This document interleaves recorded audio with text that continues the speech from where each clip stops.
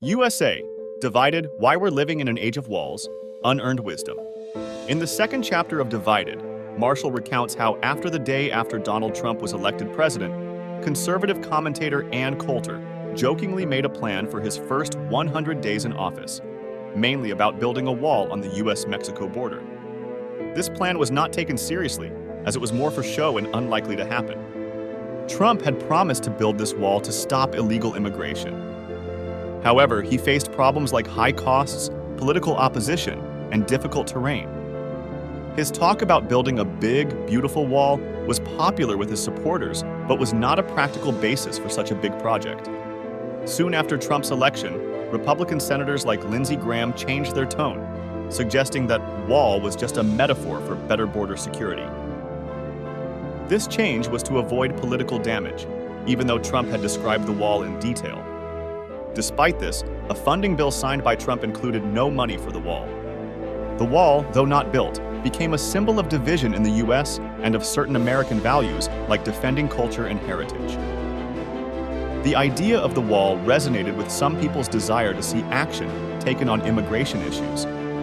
The book also discusses how the US has tried to unite people from diverse backgrounds under one nation. It mentions how the increasing Hispanic population in states like Texas might lead to changes, like Spanish becoming more prominent alongside English. This demographic change is causing concern among some Americans about the country's identity.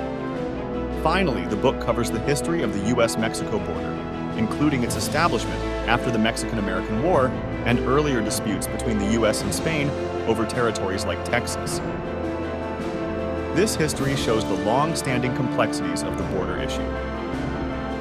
Most early American settlers in Mexican territory were Protestant and slave owners, conflicting with Mexico's Catholic-only and anti-slavery policies. Despite Mexico trying to limit immigration, Americans kept arriving, outnumbering Mexican settlers 10-1 by 1834. This led to Texas declaring independence in 1836 and later becoming a U.S. state in 1845, despite initial hesitations due to political and slavery issues. The U.S. then expanded westward, leading to the Mexican-American War in 1846. By its end in 1848, the U.S. gained a large portion of Mexican territory. The U.S.-Mexico border, established after this war, was initially loosely monitored. During Prohibition, 1920 to 1933, the U.S. saw increased smuggling from Mexico, leading to the creation of the Border Patrol in 1924. As drug smuggling replaced alcohol smuggling and migration for jobs increased, the U.S. began building more barriers. In the late 20th century, immigration policy fluctuated, with periods of stricter border control and amnesty programs.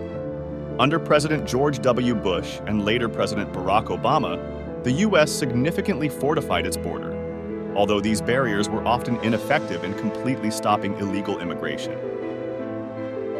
Obama's policies combined increased deportations with attempts to integrate undocumented immigrants already in the U.S. Despite efforts, barriers have been only partially effective in reducing illegal immigration, as economic opportunities in the U.S. continue to attract migrants. Additionally, many illegal immigrants enter legally but overstay their visas. Ironically, Mexico has stricter immigration laws than the U.S., often highlighted in political debates.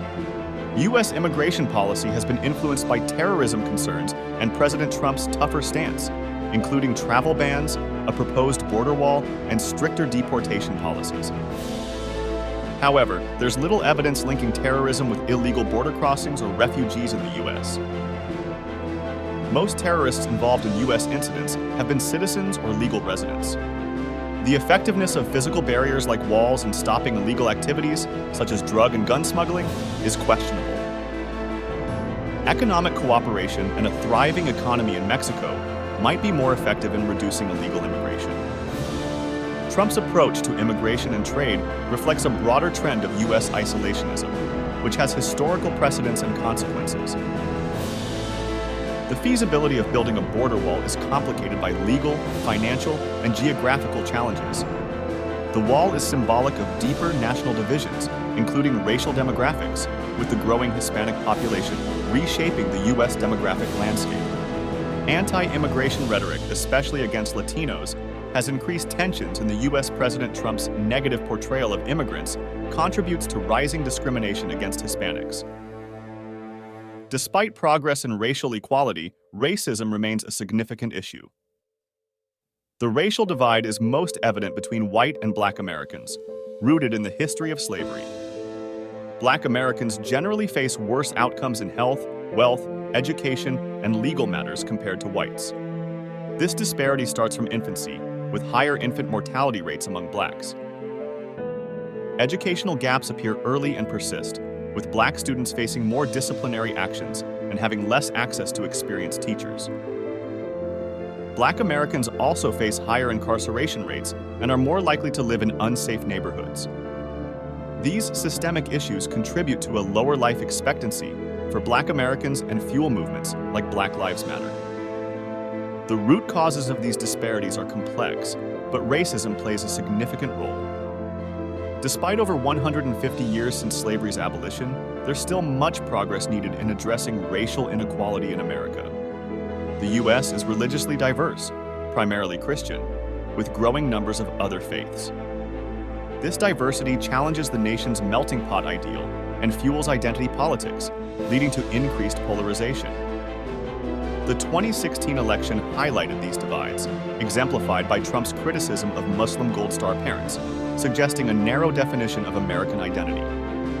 Political divisions are deepening, with increasing ideological entrenchment and mutual contempt among Democrats and Republicans. This polarization has a geographical aspect, with Democrats concentrated in urban areas and Republicans in rural regions. The divide is often characterized as urban globalists versus non-urban nationalists, with mutual disdain and misunderstanding exacerbating national divisions. Political activism in the U.S. has led to increased intolerance and violent rhetoric, especially online. This is evident in the shift from traditional TV news to polarizing cable channels and social media. Younger generations are increasingly intolerant of opposing views, challenging free speech ideals. Extremism is also present in education, with radicalized students and professors creating a hostile intellectual environment. Incidents like the Evergreen State College controversy, where a professor faced backlash for opposing race-based policies, highlight this trend. Political polarization is reducing middle ground, with extremists on both sides promoting hatred. The 2017 Charlottesville violence and Trump's response exemplify this division. Racial and political rifts are deepening, threatening the nation's unity. Obama's vision of unity contrasts with current divisive politics, emphasizing the need for a more inclusive approach to national identity and politics.